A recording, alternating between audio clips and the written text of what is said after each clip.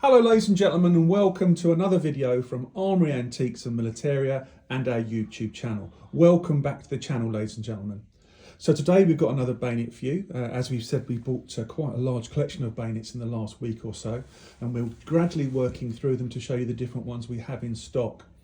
Some of them are selling quite quickly, especially the rarer examples, but we're going to keep on featuring all sorts of items in the next few weeks, including many bayonets, etc.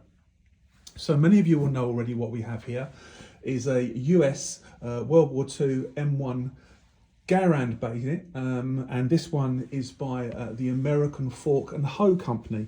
And if we look here at the maker's mark at the ricasso, you've got the American Fork and Hoe Company maker's mark, you've got the grenade with the US symbols here, and if we turn it over to look on the other side, it's bare on this side, no maker's marks or anything like that.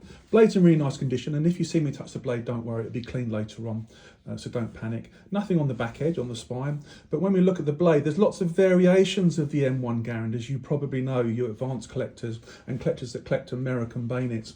Lots of variations, and you'll find that there was an extra long length one that they had, and various different shapes.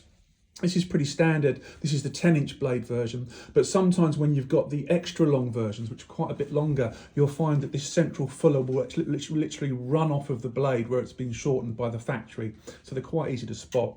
But this is a standard one. 10-inch size blade, as I said, and what you've got on the side here, as most of you will know, is a push button, which is the retainer system for when you click it into the scabbard. So you'll put it into the scabbard, it will click into place, as you can see here, but to release it you have to push the button so it secures it in its scabbard. We're looking for other marks as well around the bayonet and any paintwork. We've got some residual paintwork on the cross guard here, and we always look underneath on these bayonets just to see if there are any other markings or interesting section markings. Also along the back here, as we say on many bayonets, and you've got this if you like Bakelite type plastic grip with the ridges in it, which is very comfortable to hold in the hand, and you can see why they're so popular. And of course a lot of people do reenacting with American World War II groups, so they're always popular for those sorts of collectors and reenactors.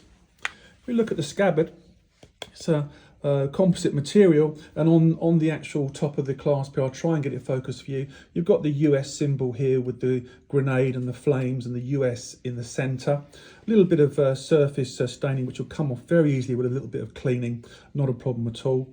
If we turn it over, we've got another maker's mark here which is impressed into this material, which you can see here. Now the design of the bayonet here, as you can see with these forks at the back, is to go onto webbing, and it's a nice honest example in good condition, and one that certainly would be a nice candidate to put in your collection if you collect American bayonets and the M1 Garand especially. You may even have an M1 Garand rifle, which is quite often the case. What we find with people is they come to Armoury Antiques and Militaria looking for the bayonet for the rifle they already have in their collection, which is obviously obsolete caliber and deactivated depending on the period and that kind of thing. Well, we hope you've enjoyed this short video on the American M1 Garand bayonet. These were, as I said, quite popular, and you get many different makers on the ricasso, so that adds to the interest. And as I said, this is an American Fork and Hoe Company example. Some people say that the American Fork and Hoe Company 1943 bayonet is exceptionally rare. I'd like to hear in the comments from you more experienced collectors when it comes to American bayonets, and you enthusiasts that know an awful lot about these. Is that true?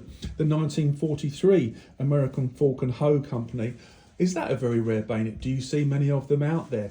And you know, is this a rare bayonet in itself? We don't see it as being particularly rare. You know, the M1 Garand is a pretty common bayonet in this country, as we had so many Americans in this country, you know, around D-Day and the like. But nevertheless, it's an interesting bayonet. This one's in lovely condition. As I've said, the blade's in really nice condition. No pitting, no other damage or other problems. We haven't cleaned it, and as I said, I will clean it afterwards because I've been touching it, as you can see, and I'm sure some of you will be cringing because I'm touching the blade, but really don't worry because I always clean them afterwards anyway. Anyway, we hope you enjoyed the video. Give us a thumbs up. Put some comments down below. We always enjoy non-provocative comments that helps the knowledge and experience around these particular examples we're talking about, the M1 Garand bayonet. Also subscribe to our YouTube channel. We're producing, as we say, 30 plus videos a month. We do more than any other professional antiques, arms and armour dealer in the United Kingdom or indeed the world. And we're the only one out there with a 5-star Google business rating. Our new website's just out today. Have a look at that. We've freshened it up and made it a lot cleaner and easier to use. And some of the feedback we've got from our clients, we've taken that on board, as we would do, and we've changed the website. So have a look at that. That's all new, and we'll be adding stock on there in the next week or so. But in the meantime, most importantly, in this weird world we live in, please stay safe, enjoy the hobby, and we look forward to meeting you down here at Armoury Antiques and Militaria at our shop in Tavistock in Devon. Thank you for watching.